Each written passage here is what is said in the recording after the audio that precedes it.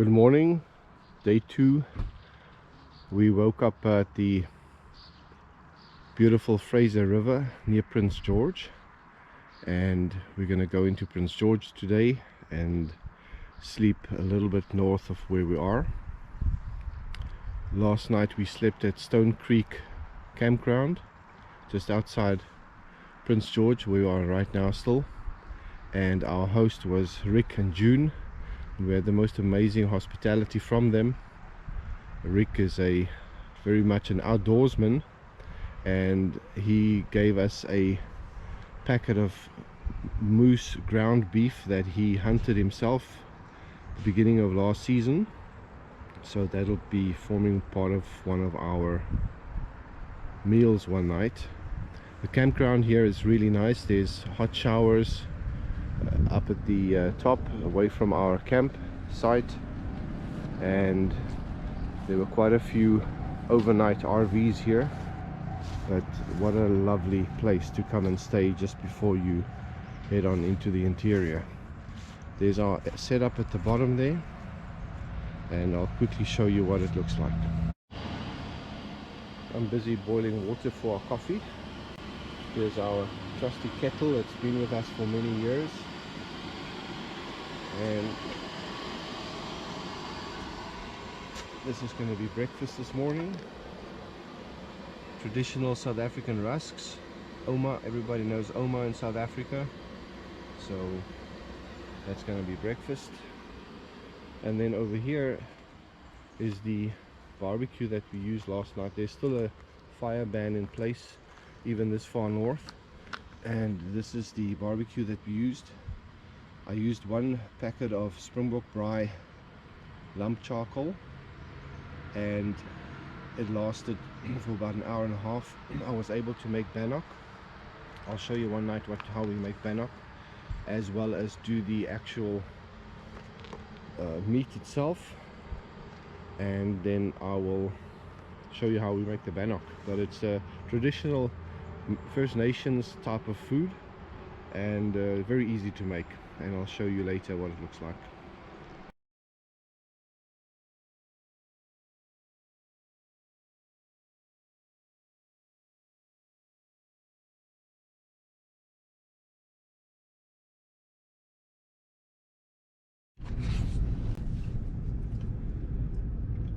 So this is day 3. We kind of skipped day 2 due to a little problem that we encountered with our car. Yesterday we were at this very same Canadian Tire that we are at now to get a adapter so that we could get power at these campsites, and when I got into the car to start it again, the car didn't want to start, and the starter motor seemed to have died. So much so that the starter motor started smoking, and I was concerned that the car was actually going to catch on fire, which it fortunately didn't. We phoned the AA. They towed us to the only Toyota garage here in Prince George, and amazing service from these people. They, within 24 hours, sourced the part, fitted the part, and it's now Saturday afternoon, I don't know, about 5 o'clock, and we have got our car back, all the stuff in it. Last night Debbie and I stayed at the Sandman Signature Hotel, and we drowned our sorrows. Had a bit of a headache this morning, but all is good. Prince George has been very kind to us despite what happened to our vehicle. So it's raining so slightly at the moment, but we are on our way, and we're gonna try and see if we can reach campground called Tudja Lake before nightfall, which is about 150 k's away from here. So we've got another hour and a half or 2 hours to drive, and that's pretty much our adventure in Prince George. About the Rockford restaurant. So tell them about Rockford restaurant.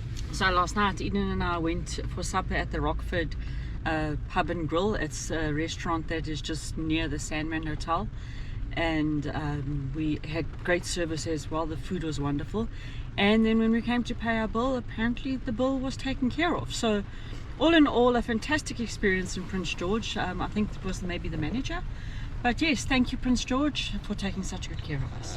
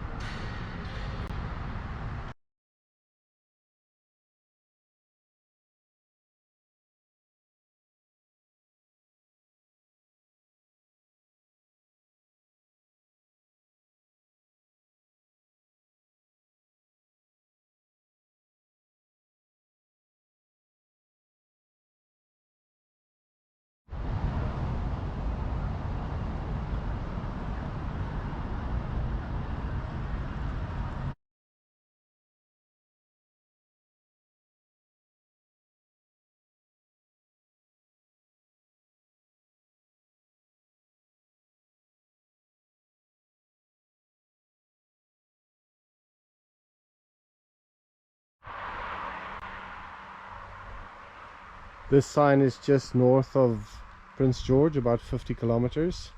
This is the Arctic Divide.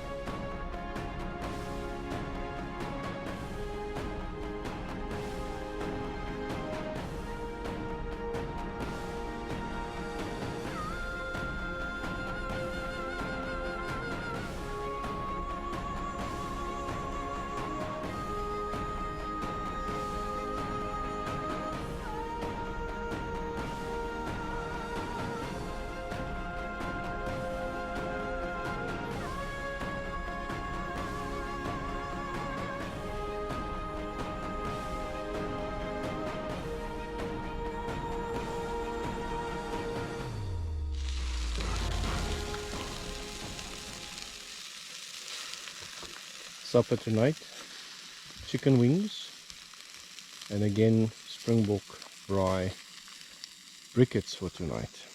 Here's our camping setup. Debbie's got a table out here with our 2 wash basins, just the basics: a table, garbage bag,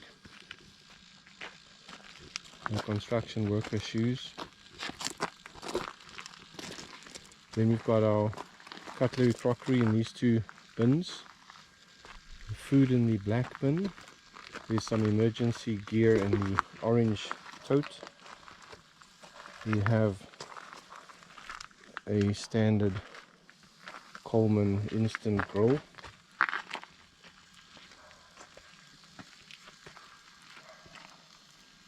This is our campsite for the night. We are at Tudya Lake Campground. We've got our 2 chairs, and we've got the gazebo, and inside the gazebo is our tent. And the reason for that is, number one, when it rains we're double protected. 2, the mosquitoes have to get through 2 barriers to get to us. And then we have our travel monster, or the Yeti, that's supposed to look after us. Time now is 8:35, and the sun, you can maybe see the sun just through the trees there, about to set. And we're very glad to have our vehicle back after the ordeal from yesterday. Top of the roof rack we have a 20-pound gas canister to use with the stove and or to refill the green canisters. We have a spare jerry can in case we need to get fuel along the way. The red can that you see there, jerry can, is for water. We use that to heat up water to shower with.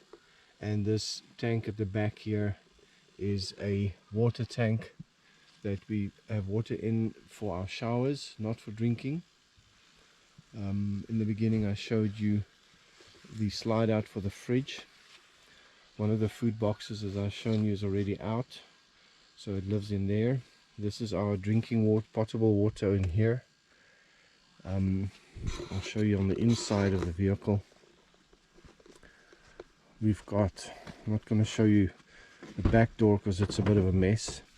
Here in the front we have a GPS that we use as a guide for our trip itself. Then I've got a Garmin front facing dash camera, just in case we need to take a film or video of a bear or a moose or something.